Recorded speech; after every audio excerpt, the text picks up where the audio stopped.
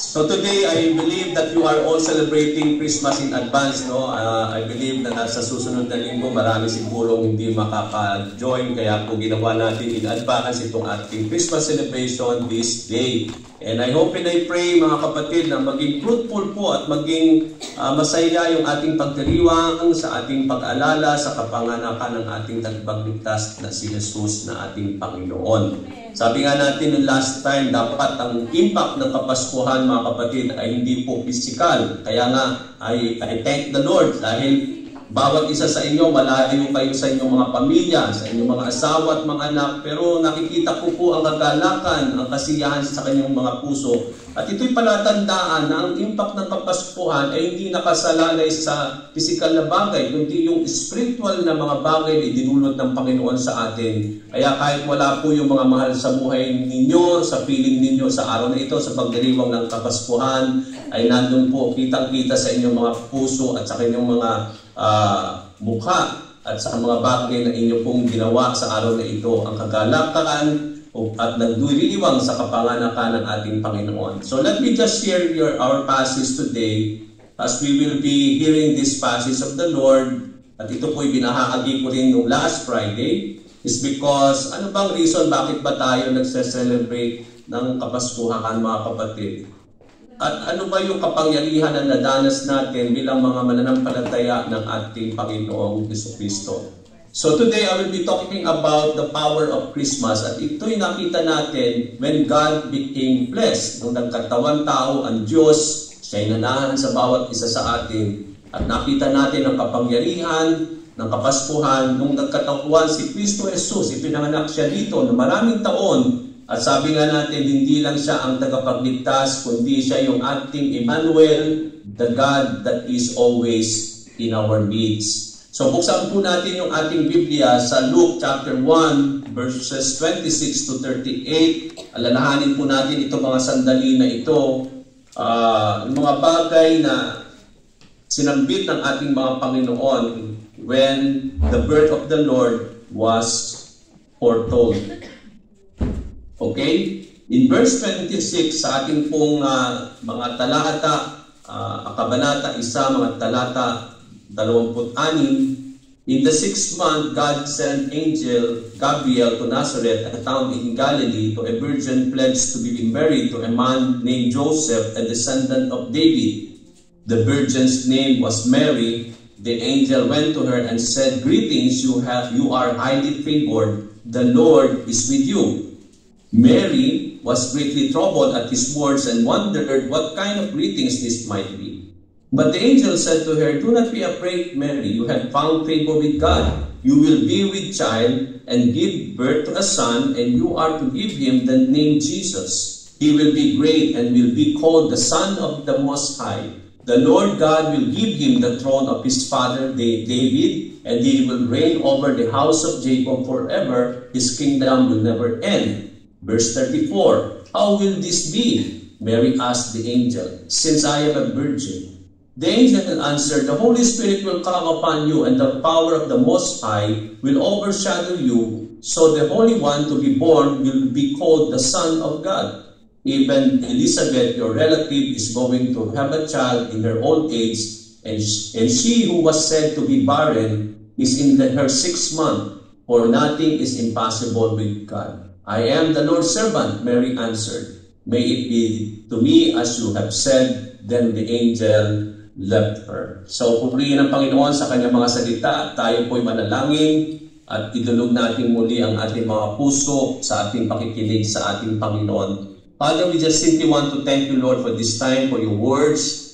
And as we heard again how the time when the angel of the Lord proclaimed and foretold the coming birth of our Lord and Savior Jesus Christ, not only He will be the Savior of the world, but He will be the Son of the Most High. Thank you, Lord God. Indeed, Lord, that we have all the reason to rejoice. Maraming salamat din po, Panginoon, sa sandaling ito. At idinadalangin din namin, Panginoon, na bagamat hindi namin nakaidalangin si Sister Nancy kanina sa kanyang pag-uwi, dalangin din namin na kasihan mo siya ng iyong banal na Espiritu at nawa ihatid mo po siya sa kanyang paroroonan kasama kanilang mga pamilya, Ama. Maraming salamat po sa hapon na ito, Lord, at patuloy ka namin tinatakila. Ikaw nga po, Panginoon, ang siyang maitaas sa pakikinig namin ng iyong mga salita, Panginoon. Pinupuri ka namin, ito po ang aming dalangin sa tanging pangalan ni Jesus. Amen at amen.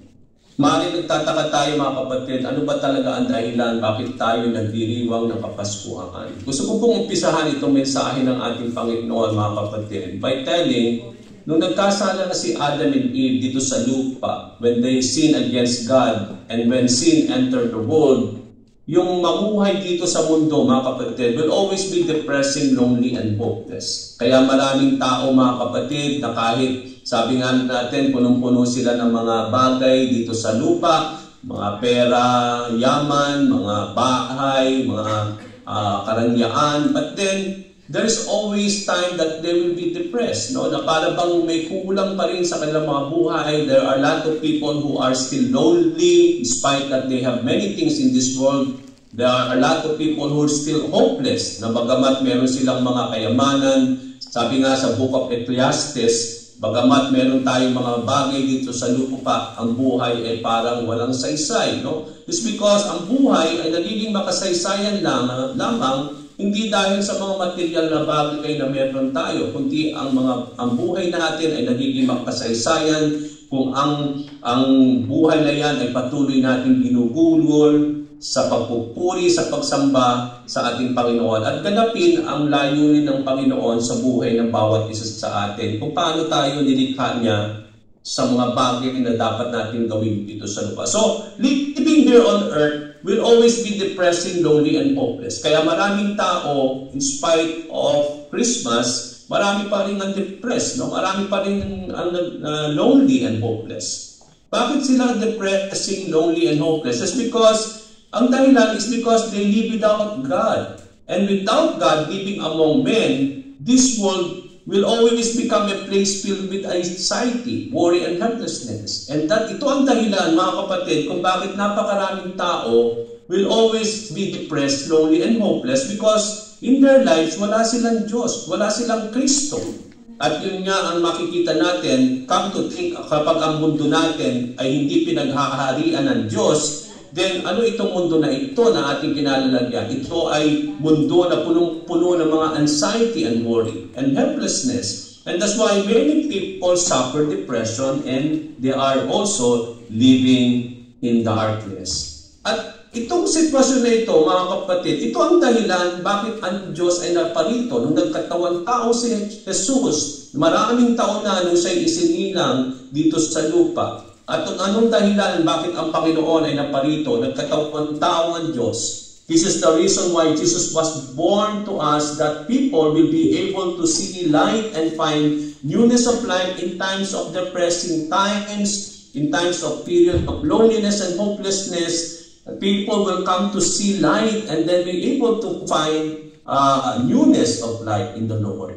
Alam natin, mga kapatid, Jesus Christ came to bring everlasting joy. Pag sinabi natin everlasting joy, yung kagalakan na yan ay hindi nawawala. Kagalakan na kahit tayo po ay nagluluksa, kagalakan na kahit punong-puno ng problema, kagalakan na kahit may mga bagay na dinaramdam, nandun pa rin po yung kagalakan na yan kasi yung joy na ibinigay ng Panginoon nung siya'y naparito, nung siya'y ipinanganak, ay ito'y everlasting and eternal sa ating mga puso. That in spite of what situations we are facing, we can always find hope. Kaya nga yung kagalakan na yan, ang nagdadala sa atin upang magkaroon ng pag-asa. Sabi nga natin, yung pag-asa natin sa Panginoon ay hindi patay na pag-asa, kundi buhay na pag-asa. Dahil ang Diyos ay buhay at nasa langit, naghihintay ng tamang panahon upang siya'y maparito na muli at dalhin tayo kasama niya. At makikita natin dito na ito yung ating hope, ito yung ating pag-asa. Sabi nga sa Bible, it is a living hope brought by the resurrection of Jesus Christ. At alam natin mga kapatid, sa pagdating ng ating Panginoong Jesucristo ay magkakaroon po ng deliverance, magkakaroon ng complete redemption into our lives, na ang mga tao na patuloy na dumadanas ng kapighatian, kahirapan dito sa lupa, dito sa mundo, mga bagay na dinadanas natin, ay alam natin na may katapusan ito sa pagdating ng Panginoon. Na pagdating ni Jesus, sabi nga sa Book of Revelation, there will be no more death, there will be no more tears, there will be no more cancer, there will be no more COVID, there will be no more things that we are bearing in this life. And that is our joy, and that is our hope. And that's why we look forward sa pagdating ng ating Panginoong Jesucristo. Kaya nga punong-puno ng kagalakan ng ating mga puso sa pagdiriwang ng Kapaskuhan is because when we talk about the Advent, mga kapatid, the Advent is not only the first coming of the Lord, but the Advent talks about also on the second coming of the Lord. And I believe that we are all looking forward as we celebrate Christmas on the second coming of our Lord and Savior Jesus Christ. Yung power of Christmas promises us eternal joy, comfort, and peace. Nakita natin dito yung kapangyarihan ng Kapaskuhan, at ang kapangyarihan na yan ay kung paano ang Diyos ay nagkatawang tao at maparito sa lupa upang magkaroon tayo ng eternal joy, comfort, and peace.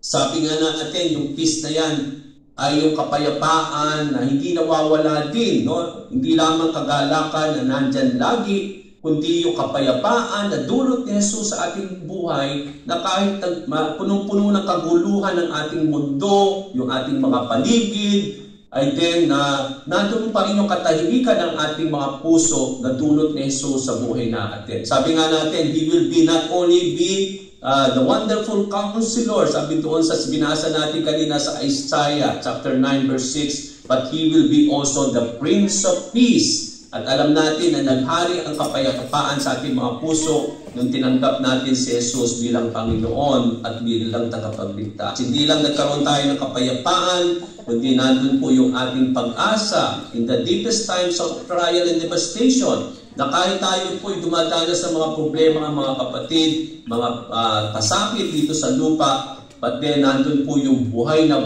pag-asa na dulot sa atin ng Panginoon. Dahil ang pagparito ng ating Panginoon, it always gives us good tidings that will always bring us great joy. Okay? And that is why Jesus Christ promised in John chapter 8 verse 12 that when Jesus Christ spoke again to the people, He said, I am the light of the world. Alam natin mga kapatid na ang mundo natin ay punong-puno ng kadiliman, ng mga bagay na alam natin na punong-puno ng kasamaan, at alam natin mga kapatid that people are living in darkness. And that's the essence why we have Christmas.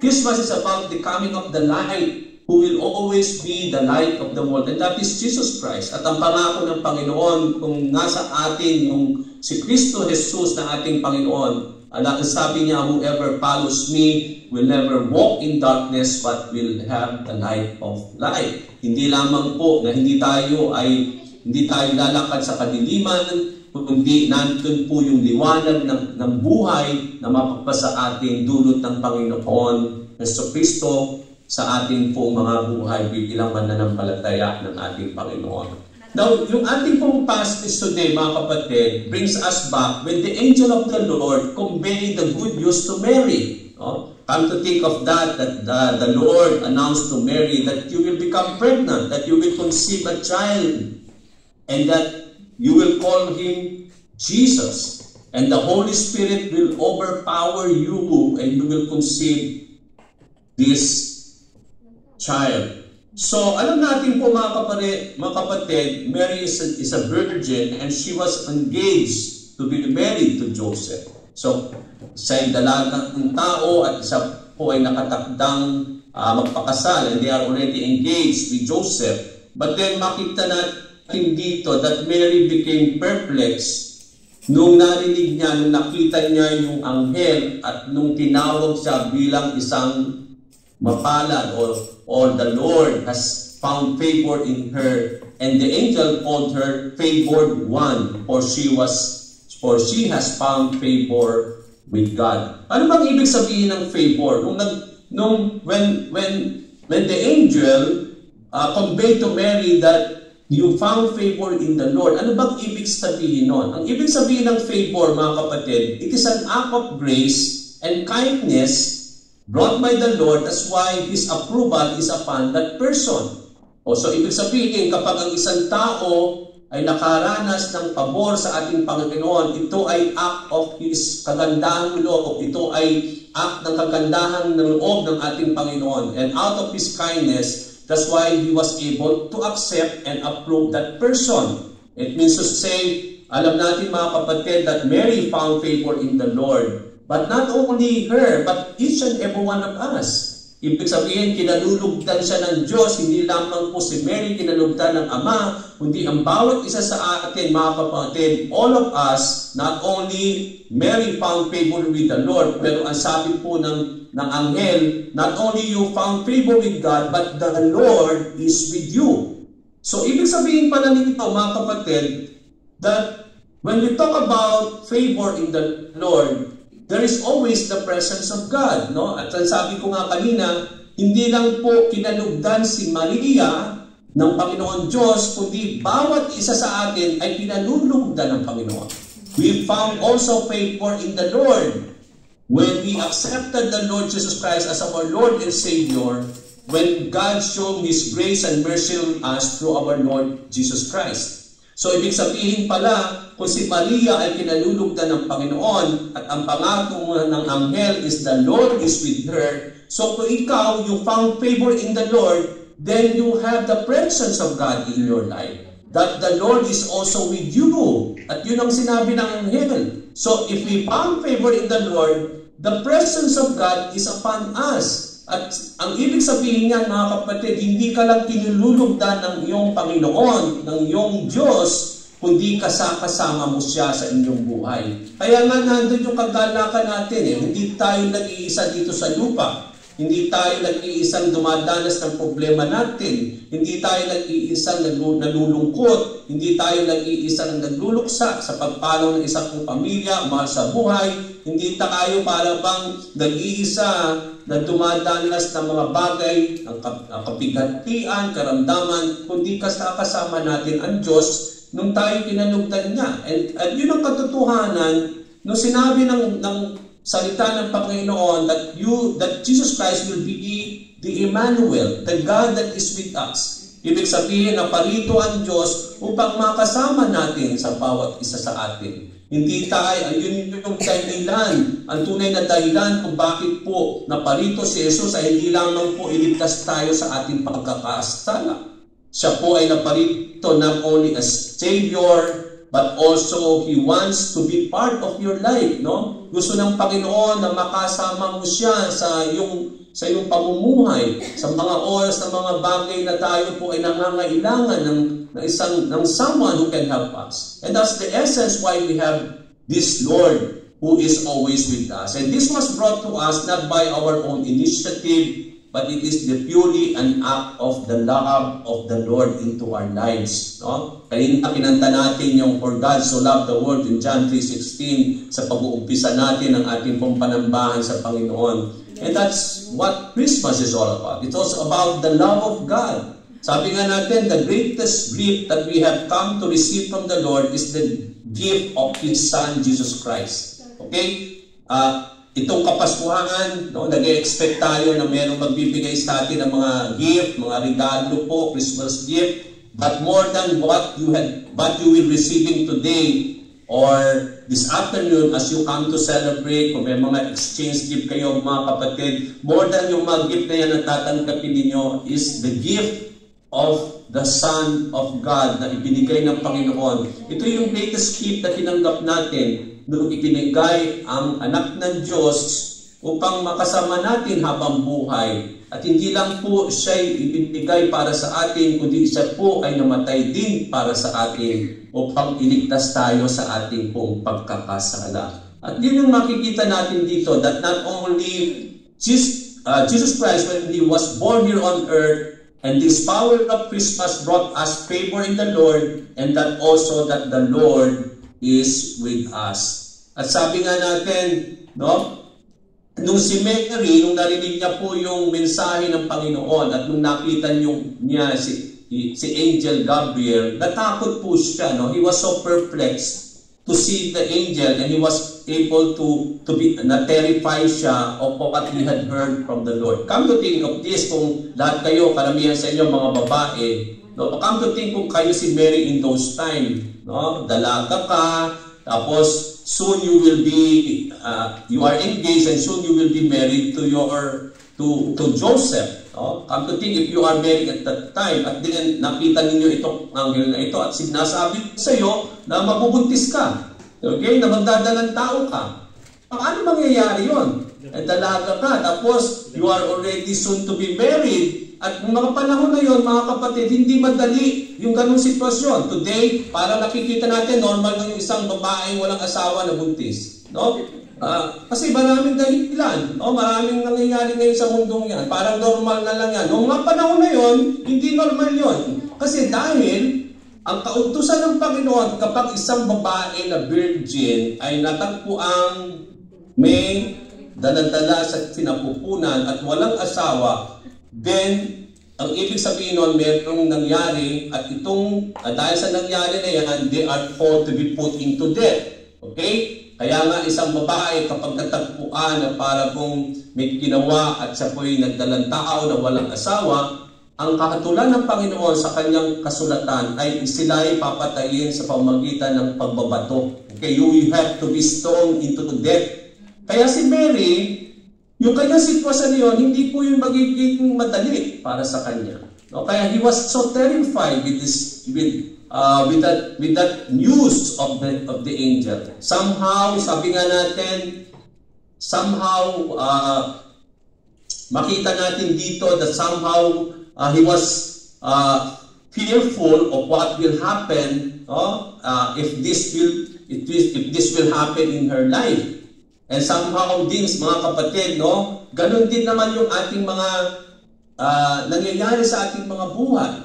No, kagaya ni Maria, mga kapatid, may mga bagay din dito sa lupa na parang nagbibigay takot din sa atin. Okay? Yung parang marami tayong kinakatakutan. No, marami tayong bagay na parang na ating dinadanas dito sa lupa ay parang nagdudulot ng takot sa bawat isa sa atin. Somehow, fear robs out of the joy. At maraming beses at mayroong mga sandali, mga kapatid, na hinahayaan natin yung mga bagay na yan na nagbibigay takot sa atin upang tanggalin at alisin yung kagalakan at ang pag-asa natin na meron tayo sa ating puso. Na somehow, when we are so down with our problems, mga kapatid, when things go wrong and then there are many things that you are having in your life, somehow nawawala yung ating, para bang tinatanggal nung mga bagay na yon, yung kagalakan sa ating mga puso, and somehow nawawala yung pag-asa natin.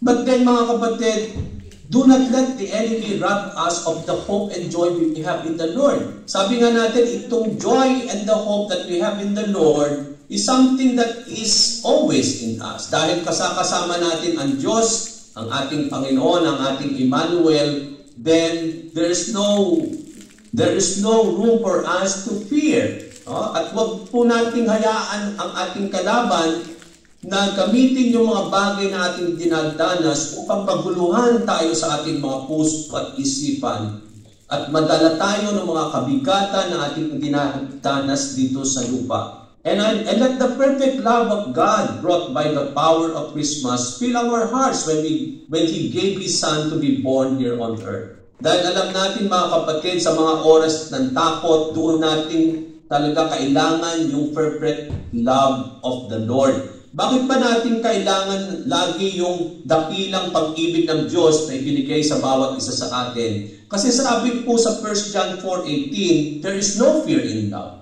Kapag tayo namumuhay sa pagmamahal sa kapwa, sa pagmamahal sa bawat isa, pagmamahal na dulot at pagmamahal ng Panginoon sa buhay natin, walang puwang ang takot sa buhay natin. There is no fear in love, but perfect love drives out fear. Kung naranasan natin ang dakilang pagmamahal ng Panginoon Diyos, dulot ni Jesucristo sa ating buhay, wala daw puwang ang takot sa atin. Bakit ka matatakot kasama mo ang Diyos? No? Talaga namang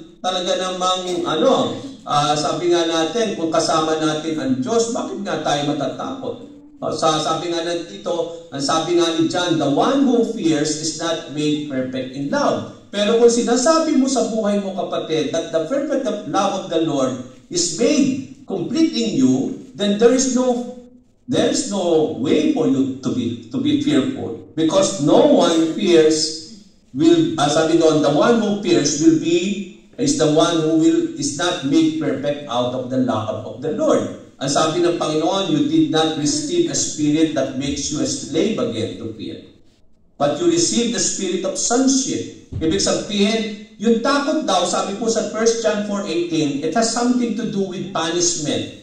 Noong mga panahon na hindi ka pa Kristiyano, kapatid, no, balik yung takot mo. Because matakot ka, because hindi lang po merong physical death, merong eternal death, merong spiritual death. Kaya talagang, and there is punishment, because sabi nga sa Bible, the penalty of sin is death. So may punishment yung ating pong mga nagawang kasalanan sa ating Panginoon. And talaga matakot tayo talaga, dahil hahatulan tayo ng Diyos. So, fear has something to do with punishment, but the fact that Jesus Christ saved you, nung iniligtas tayo ng Panginoon, nung yung kamatayan mo, si Jesus ang namatay para sa iyo, at tinanggap natin ang panibagong buhay sa Panginoon, then there is no room for us to fear again. Because fear has something to do with sin. Fear has something to do with punishment. If you are slave of your sin before, then you will always become fearful of many things. But sabi nga dito ni Paul, hindi na tayo alipin ng ating kasalanan. No? Pinalaya na tayo ng Panginoon sa ating pong pagkakasala, that you are not slave again, that you are not anymore slave of your sin. Kaya nga, sabi dito, for you did not receive the spirit that makes you a slave again. No? Ang tinanggap nating spirito ay yung spirito na hindi po dulot ng ating pagkakaalipin sa kasalanan. Pero nung tinanggap ninyo si Jesus bilang Panginoon at bilang tagapagligtas, ang tinanggap nating Espiritu is the spirit of sonship. Dahil nananahan na si Kristo Jesus na anak ng Diyos, tinanggap din natin yung spirit of sonship, that God looks upon you now as His children. No? Tayo mga anak na ng Diyos, at dahil ang Espiritu ng Panginoon ay nananahan sa bawat isa sa atin, sabi ni Paul, we can call now God as our Father. Hindi lang na we can call God as our Father, but we can cry to our Father. That we can come to Him whenever we are down with our problems. Pwede tayong tumawag, hindi lang tumawag, kundi umiyak, no? Yung pang dumulog sa ating Diyos Ama sa mga oras ng kapigatian, sa mga oras ng kalungkutan, sa mga oras po na may dinadanas tayo sa ating buhay. Nandun po lagi open yung ating pong komunikasyon. Nandun po open yung ating pong way for us to come to the Lord, so that we can really be in the presence of the Lord at idulog natin po sa Kanya yung ating pong mga dinadamdam. Now, ano ba yung mensahe ng anghel kay Mary? Ano ba itong mensahe na ito na ating pong pinagdiriwang? Ang sabi ng anghel, behold, you will conceive in your womb and bear a son, and you shall name him Jesus. At makikita natin dito, specifically, ipinigay yung pangalan. Okay? Bakit hindi ibang pangalan? Bakit hindi Brother Amor? O bakit Amor? Bakit hindi Nick? O bakit ibang pangalan? Bakit Jesus ang talagang specifically binigay sa ating Panginoon? It's because the name itself, mga kapatid, has something to declare. Because the name of Jesus Christ means salvation. No? Kaya nga, specifically, makikita natin dito na ang pangalan itself talks about the salvation of God. Dito natin makikita, kaya talagang ibinigay ang pangalan na itong sanggol na isisilang ay ibibigay ang pangalan na Jesus, because that name itself talks about that He will be the Savior that He will save mankind from their sin. So Mary not only became troubled, hindi lang po na parang naguluhan siya doon sa mensahe nung anghel, but he was surprised to hear na siya'y magdadalang tao. No, sabi ko nga po, ilalagay ninyo ang iyong buhay kay Mary na talagang hindi lang tayo matatakot, kundi para bang you will be surprised. Paano mangyayari na ako ay magdadalang tao? Yun din yung parang naiisip ni Mary in those times. Hindi niya lubos maisip, hindi niya ma-comprehend paano mangyayari yon samantalang wala naman akong asawa. Na hindi pa ako nasipingan ng isang lalaki, paano ako magdadalang tao? At yun din naman ang nasa isip ni Mary. No? Para bang sa isip niya, imposible na mangyari yan. Parang imposible to the sense na parang paano mangyayari yun? Now, ang tanong ko sa inyo mga kapatid, may mga sandali ba sa ating buhay that you had gone into something that you felt it is impossible to happen in your life? Alam ko may mga sandali tayo dito sa ating pong mga dinanas dito sa lupa at dito sa mga bagay na dinanas ninyo sa inyong buhay na para bang imposibleng mangyari. Na para bang nawawalan tayo ng pag-asa, nawawalan tayo ng kasiguraduhan dahil sa sitwasyon ng buhay mo noong mga panahon na yon. Na para bang although you want to look forward, but then it seems that it is impossible to happen. Na para bang ito lang ang solusyon, pero itong solusyon na ito ay imposible. I believe you had gone to those times sa buhay ninyo. What about things that the Lord is telling us according to His Word? Paano naman kung ang Diyos sa sitwasyon mo na yon, sinasabi sa iyo ng Panginoon na manalig ka, na panghawakan mo ang kanyang mga salita? What about the things that the Lord is telling you? Mga kapatid, sometimes it's so hard for us to hold on or to really hold on to the words of the Lord kasi kitang-kita natin yung problema natin. May mga sandali ng mga kapatid na kapag tayo nawalan ng mahal sa buhay, mamimiss mo yung mahal sa buhay noon, puno-puno ka ng kalungkutan, and sometimes parang nananaig po yung mga dinadanas natin over the words that the Lord has told us. And there are cases in our lives as believers that God is impressing and leading us into something that seems impossible to take place. Hindi lang mga sandali na para bang naguguluhan ang ating mga puso sa mga nangyayari sa ating buhay. At somehow, ang hirap manampalataya, mahirap ang hawakan ng salita ng Panginoon. Meron ding mga sandali, mga kapatid, na ini-impress ni Lord at inidilig niya tayo sa mga bagay na parang imposibleng mangyari. Okay, I believe may mga sandali na tayo po ay dumanas ng mga ganun sandali na parang bang inilagay ka ng Panginoon sa sitwasyon na yon at parang inililig ka into something na parang imposibleng mangyari. Okay? And that is the at yun yung mga panahon na yun din ang nangyari kay Mary. Na sa kanya na parang imposibleng mangyari. God has put her into a situation that she will become pregnant. And how is it will take place, no? It seems impossible to take place. And then, here makikita natin dito that during those times, sa mga sandali na yan, mga kapatid, that's the time that we doubted the power of God to do what the Lord is conveying to us. Na para bang imposibleng mangyari yun, na parang nagdududa tayo kung talagang mangyayari ba talaga yung sinabi ni Lord. Instead, it is when we allow faith to operate. Doon sa mga sandali na yan, mga kapatid, hindi dapat tayo magkaroon ng alinlangan sa mga salita ng Panginoon. Ang Diyos ay tapat sa kanyang mga pangako. Ibig sabihin, kung inilalagay tayo ng Panginoon sa sitwasyon na yon at gusto niya makamtan natin yung mga bagay na yon, although parang imposible mangyari, then hold on to it. Kasi ipinangako ni Lord yun. Gagawin niya yun kasi pangako niya. And it is where we need to allow faith to operate in our lives. Hindi po doubt. Dapat yung pananalig natin, yung ating pananampalataya ang manaig. Hindi po yung alinlangan sa ating bukas. buhay. Not focusing on the impossibility, although imposible mangyari, pero for God, there is nothing impossible. Kasi ang pangako ni Lord, all things are possible for those who believe. So ano kailangan lang? Manampalataya lang daw tayo. If there is faith working, then all things will become impossible. Sabi nga ni Jesus Christ, if you have faith as small as this mustard seed, you can tell to this mountain to go there and it will obey you. So it means to say, hindi physical ang sinasabi dito ni Lord.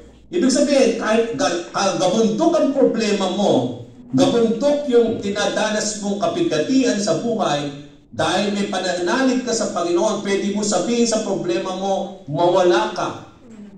Sa pangalan ni Jesus, and it will obey. And that's what the Lord is trying to say here. Because anything is always impossible. Anything will always be possible for those who believe. And the truth of the Lord, and the fact that God is able to do beyond what we could imagine. Sometimes inilalagay natin si Lord the way we think. Kasi tayo parang titingnan natin yung sitwasyon, imposible. Pero si Lord hindi eh. Hindi nila. He is able to do beyond what you can think. He is able to do beyond what you can think. Kaya nga, the Lord is able to do beyond what we could imagine. Kaya nga, sinasabi dito ni Paul, di ba, sa kanyang mga salita, that the Lord that we worship, mga kapatid, is able to do immeasurably more than what we can think, more than what we can ask, more than what the situation says to us. Ibig sabihin, He can do beyond what we can think. He can do beyond what your situation is telling you. He can do beyond what we can ask. Kaya nga, if that is the promise of the Lord, na He can do more than what you ask of Him, then sabi natin, wag nating ilimit si God sa mga bagay na ating ipinagpe-pray sa Kanya. Because if that is according to His will, kahit imposible yan, but if it is according to the will of the Lord, then it will happen. Amen. God will hear that and bless that. Gawandok man yan, imposible man yan, God, if that is according to the will of the Lord, He will do it the way you have asked of it. Why? It's because He is able to do beyond what we can imagine. And that is always possible for those people who believe in faith, for nothing is impossible with God. Sabi nga doon, for nothing will be impossible with God. Luke 1:9, walang mahirap sa Panginoon. Walang imposible sa Diyos. Kung nga ang Panginoon, tinatag niya, nilalang niya lahat ng bagay nang wala anumang bagay na meron, then, but all things had been made possible. Out of nothing. So for nothing will be also impossible with God. Ano lang kailangan natin gawin? Yung famous Proverbs 3:5-6, trust only in the Lord. Huwag tayong mag-lean sa ating mga isipan. Kasi yung isipan mo, ililigaw tayo niyan. Yung mga dinadanas mo, sasabihin sa isipan mo, imposible. Kaya sometimes, dahil yun ang tinatanggap ng ating isipan, sinasabi ng ating sitwasyon, daladalan natin po yun. Naapektuhan yung buong buhay natin. Kaya kapag sinabi mo rin sa buhay mo, imposible, kagaya na sinasabi ng ating problema, at yun ay parang tinatanggap mo, talagang magiging imposible. But then, when you trust God with all your heart, and you will not lean on what your situation is telling you, but only listen to what the Lord is telling you. And it is where and when you submitted yourself to the Lord at isinabit natin, pinasailalim natin sa Panginoon yung mga dinadanas natin, mga kapatid, at sa pangako ng Panginoon, He will make your path straight. Bali-bali po man yan, kapatid. He will make it straight for you when you know how to trust in the Lord. Okay? Now, Mary, although naguguluhan siya, parang imposible, Lord. Pero at the end of the day, sabi niya, anong nangyari kay Mary? Parang imposible.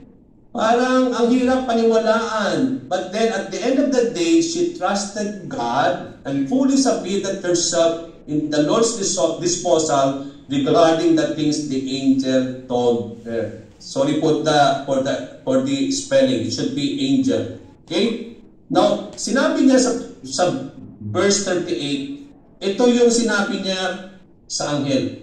Behold, the bondslave of the Lord, may it be done to me according to your word. And the angel departed from her. Alam niyo po, itong sinabi ng Mary, gawin ninyong model prayer kapag naguguluhan kayo ng problema ninyo.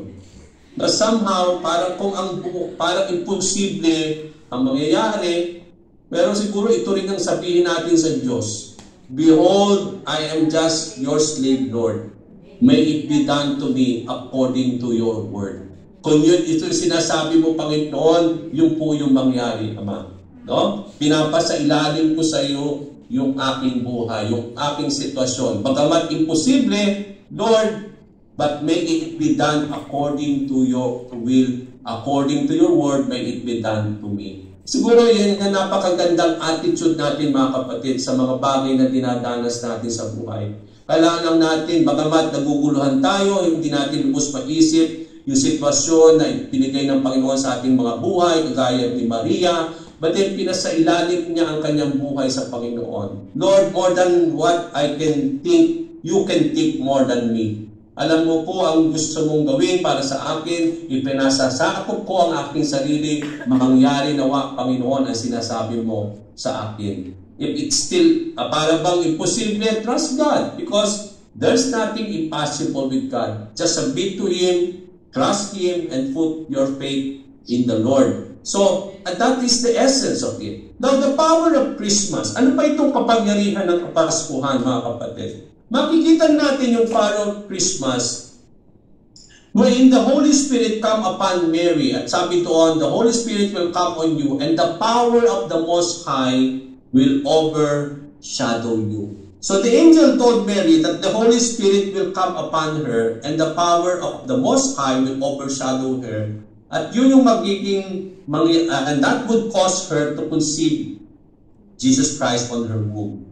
It is for that reason that the Holy Child will be called the Son of God. Now, napaka-importante din natin maisip, mga kapatid. It is important to understand that Jesus being the Son of God did not happen only when He was about to be born here. Hindi po naging Diyos lang si Jesus nung siya ipinanganak dito sa lupa. No? Although the Holy Spirit come upon Mary and Jesus was conceived by the Lord in her womb, but then hindi lang po nag-umpisa doon si Jesus bilang Diyos o yung being anak ng Diyos. Because even before Jesus Christ was born, siya'y nandoon na. No? Nandoon na si Lord even nung hindi pa tayo pinapanganak.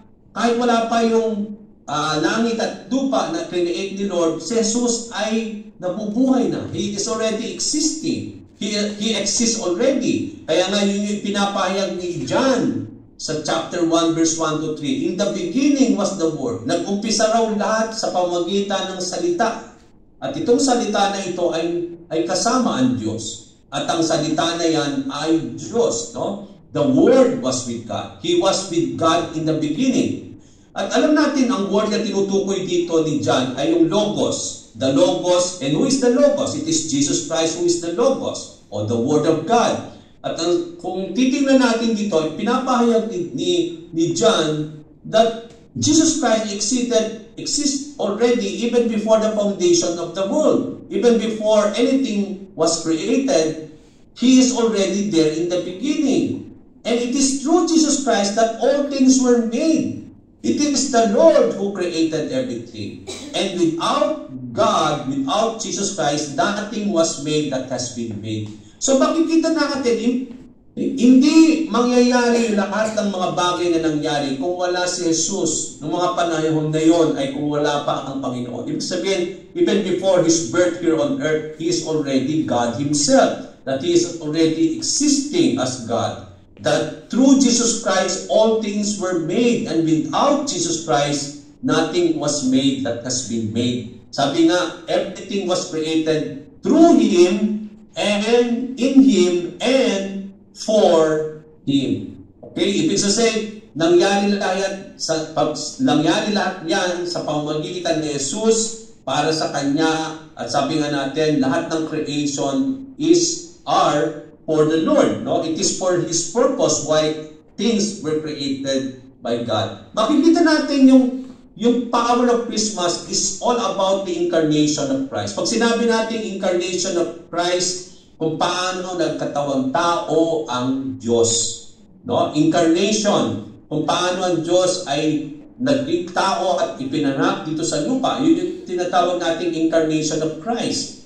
That not only na naging Diyos lang siya nung siya'y ipinanganak, but we can see here the incarnation of Jesus Christ, that He already exists even before His birth, and how we can see here that the power of Christmas is when He was made to become like us, when He became flesh and dwell among His people. Kaya nga siya yung God that is with us, our Emmanuel. So, Jesus chose to be born on earth and took the form of a man to bear the sins of the world. Yan ang essence bakit may Kapaskuhan. Kailangan ng isang tagapagligtas, someone who can save us, who can bear the sins of the world. Because mankind cannot bear the sins of the world. We cannot bear our own sins. To the point, dahil sa kasalanan na yan, ay tayo po ay napahamak at merong kahatulan o yung punishment that is death. So there's something God has to do, and here comes Jesus Christ who chose to be born on earth. Come to think of this, no? God becoming flesh so that He can save you from your sin? Parang hindi mo matatanggap. Parang imposible. Bakit ibibigay ng Diyos ang sarili niya? Sino ba ako? What is man that He think of me? Sabi nga sa Book of Psalm. Sino ba tayo na ibibigay ng Diyos ang kanyang buhay to the point na magkakatawang tao siya para sa atin? Upang yung kamatayan natin siya mamamatay para sa atin. Hindi natin lubos maisip paano mangyayari yun. Na parang kagaya ni Mary, parang, bakit Lord? No? How it will be possible for God to become flesh? But that is what had happened. Jesus chose to be born on earth and to bear the sins of mankind. He is the Lamb of God who offered Himself as a remission and forgiveness of our sin. Yung kanyang dinaanan sa krus ng Kalbaryo ay naging blessing para sa atin. Hindi lamang po tayo nalinis sa ating mga kasalanan, tayo po ay pinatawad sa mga bagay na ating ginawa sa Panginoon. Sabi nga natin, yung ating uutang siya ang nagbayad. Yung ating kamatayan, siya po ang nakamatay para sa atin. And that's what's the essence why we have Christmas. At ito yung ating pinagdidiwang. Na somehow, mga kapatid, let us not just focus on that child that has been born. Yes, he became a child, but that child grew up to the point na lumaki siyang kagaya ng isang tao, to the point ng siya'y naging tao. He died as a servant of God on that cross to save mankind from their sin. No, kaya nga tayo, we need to move on na tayo. Hindi po natiling sanggol si Jesus. Kaya nga nakakalungkot din, mga kapatid. Maraming Kristiyano, mga mananampalataya at deboto, pinagdidiwang nila yung imahe ni Jesus na Santo Niño na bata. Pero wala na po yun lumaki na po yun namatay na nga sa krus.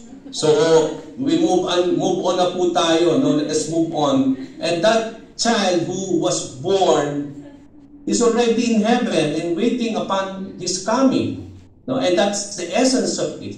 Kaya nga, huwag tayo po manatili na siya'y isang sanggol na naparito, but then yung sanggol na yan ay lumaki at he has gone into full state to the point that He died on the cross to save us from our sins. So, paano bang yung Christmas, yung birth of the Lord is just a stepping stone for the higher purpose of God into our lives. Kailangan lang siya talaga ipanganak ng isang tao. And that's the essence why He was born here on earth. As a child, but He didn't remain as a child, but He grew up to fulfill the will of the Lord so that he may able to obey yung mission ng Panginoon wherein he was sent by the Lord to die on the cross to save mankind from their sin. Sabi nga kanina, binasa ni Sister Leah, for us, a child is born, to us, a son is given, and the government will be on his shoulder.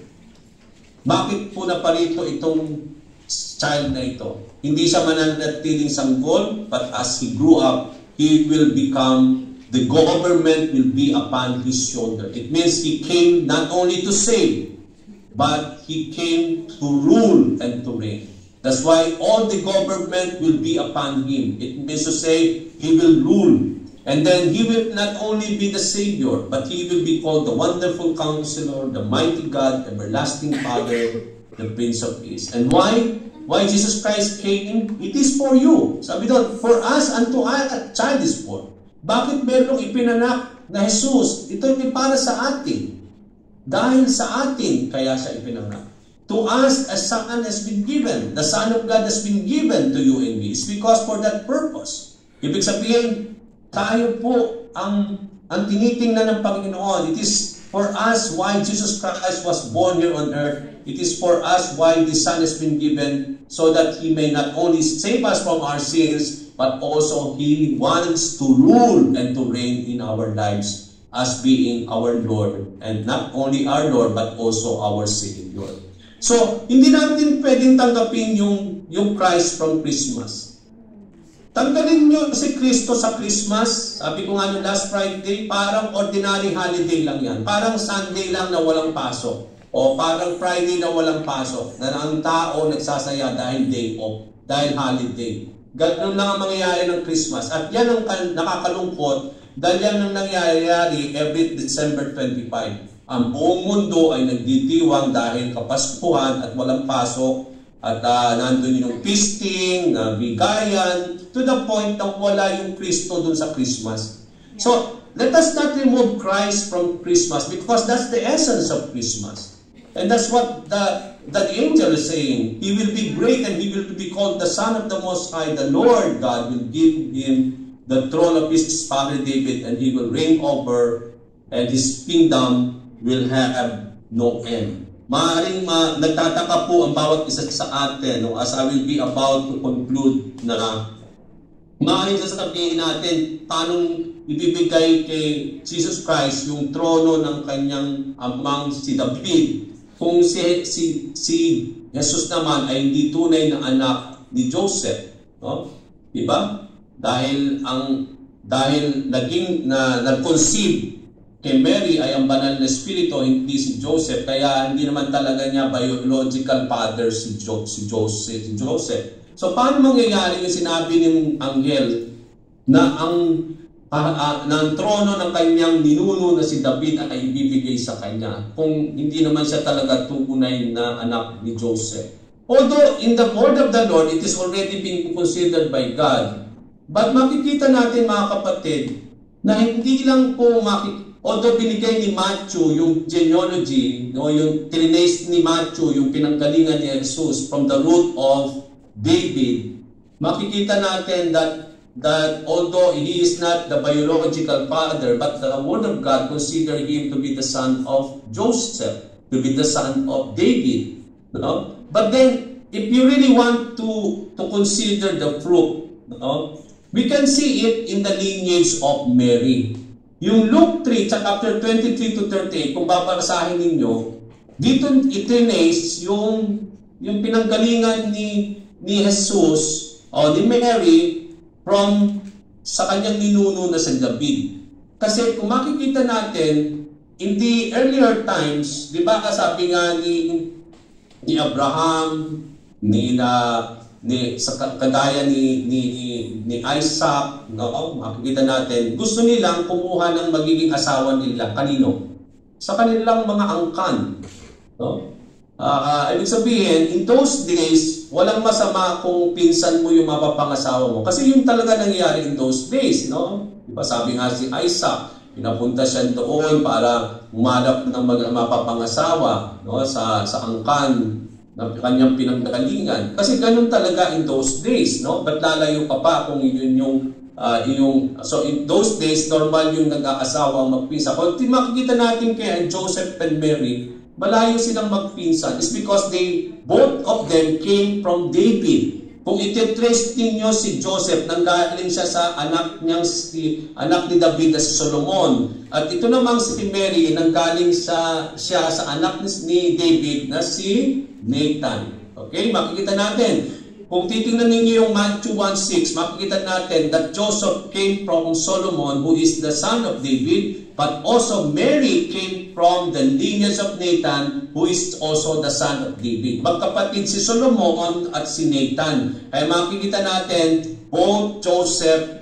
and Mary came from the lineage of David. Kaya malayo silang magkamag-anak, magpinsan buhok, magpinsan silang malayo. So makikita natin dito na talagang Jesus Christ will inherit the kingdom of his father David, not only to Joseph as it is being considered by the word of the Lord, but also to Mary, who also came from the lineage of David through his son Nathan. So dito natin makikita that ang katotohanan na he will inherit the kingdom or the throne of David at yung kanyang kaharian ay walang katapusan.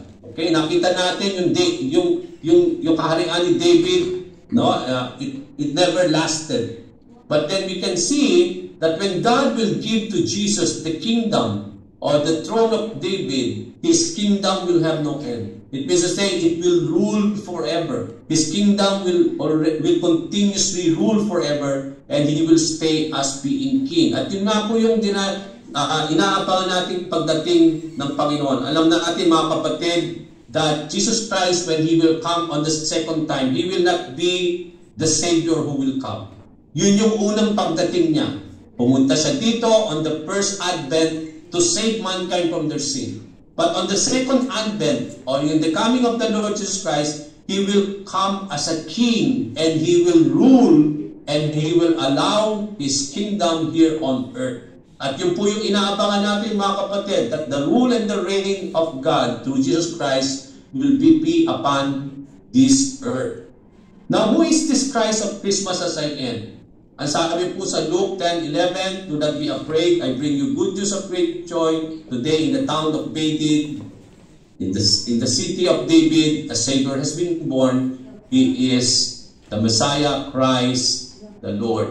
So as I end, sino ba itong Jesus na naparito, nang ipinanganak dito, na pinoproklima ng mga anghel ng mga panahon na ito yung pinagdiriwang natin po today in this month of December. It is all about the birth of Jesus Christ. And who is this Jesus? He is the Savior that has been born to us. It means to say there is a reason why Jesus was born. He was born to save mankind from sin. Not only Jesus is the Savior who had come, but He is the Christ, the Messiah. He is the anointed one of God. No? At makikita natin dito that He is the Messiah, the anointed one of God. But also, Jesus Christ is also the Lord. He came not only to save you from your sin, but also He came to become your Lord and to become the master of our lives. At yun po yung makikita natin yung essence. No? We have all the reasons. Sabi ko nga today as I close, Christmas is all about Jesus Christ. It's all about Christ. It is not only a time of celebration, but a time to reflect on ourselves. Huwag lang po tayo mag-focus sa mga pagdiriwang natin. But then as you celebrate the Lord this afternoon, alam ko po na you will be going to our fellowship house and celebrate Christmas there sa inyong fellowship po. As you come to celebrate and enjoy the food and the gifts, don't allow only to concentrate on those things, but it is a time for us to reflect on ourselves. Na ito bang Jesus ay talagang naging aking tagapagligtas? Have we accepted Jesus Christ as really our Savior? Have we acknowledged Jesus Christ indeed as our Emmanuel, the God that is with us? Are we obeying Jesus and doing His will as our Lord and as our Master? Let us pray. Father, we just simply want to thank you, Lord, for this afternoon. Maraming salamat po, Panginoon, sa hapon na ito na ipagdiwang namin, O Lord, na may katangkalakan, kasiyahan, kapayapaan sa aming mga puso, na buong-buong pag-asa namin sa pag-alala namin, O Lord, sa panganakan ng aming tagapagligtas na si Jesus na aming Panginoon. Lord, maraming salamat po na may kagalakan sa aming mga puso. Alam ko po, Panginoon, na malayo ang aking mga kapatid sa kanilang mga pamilya, sa kanilang mga asawa at anak. But then, nagagalak po ang kanilang mga puso magdiwang po, Panginoon. Dahil ang epekto, ang influence at ang kapangyarihan ng Kapaskuhan ay hindi po sa pisikal. Na bagamat malayo sila sa isa't isa sa kanilang mga pamilya, nandun loob po, Panginoon, ang kagalakan sa kanilang mga puso na dulot ni Jesus sa kanilang mga buhay dahil siya po'y nananatili sa kanila. Kasama-sama nila, Panginoon, sa mga oras ng kagipitan, karamdaman na sakit, at sa mga oras na sila po, O Lord, ay nababalisa. Maraming salamat po, Panginoon, na ikaw ay naparito dito sa lupa. Hindi lamang po, Panginoon, na kami po'y iligtas sa aming mga pagkakasala, upang gusto mo po na maghari ka sa aming mga buhay at patuloy na manahan bilang aming Emmanuel. Panginoon, maraming salamat po na sa mga oras ng kami po'y naguguluhan, nandun po yung katahimikan mo, ang kagalakan na nananatili, O Lord God, at ang buhay na pag-asa, dulot ng muling pagdating ng aming Panginoong Jesucristo. Panginoon, nawa ang aming mga buhay maging katanggap-tanggap sa iyo, na hindi lamang po, Panginoon, na kami po ay magko-concentrate lang sa aming mga gagawin sa hapon na ito. But then, as we come to celebrate and rejoice, O Lord, Father, may you continuously reign, na ikaw po maghari, ikaw lamang po maitaas sa aming selebrasyon sa hapon na ito. Pinupuri ka namin, Ama, ibinabalik namin sa iyo, Panginoon, ang lahat ng papuri, pasasalamat, ang pagsamba na sa iyo lamang ng ukol. Ito pong aming dalangin sa tanging pangalan po ni Jesus. Amen. So, Merry Christmas po, mga kapatid. Enjoy your celebration. Bye-bye. Advance Merry Christmas and enjoy your fellowship today.